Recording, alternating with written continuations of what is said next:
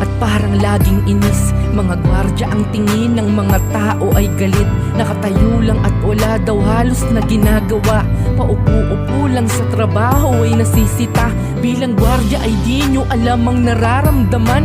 Ang aming buhay ay laging nasa kapahamakan. Umaga hanggang gabi, kayo'y binabantayan. Maging maayos lang ang inyong kasiguraduhan. Sa tingin man ng iba, mahigpit kami masyado. Pasensya na, ginagawa lang namin ang trabaho. Ngunit bawat araw ay handa pa rin pumasok upang sa aming bahay may mauwi akong sahod. Lahat ng pagod ay tinitiis lang sa pamilya, kaya doble kumayod basta para sa pamilya. Security guard po ako na handang umalalay sa lahat ng bagay kapalit man aking buhay.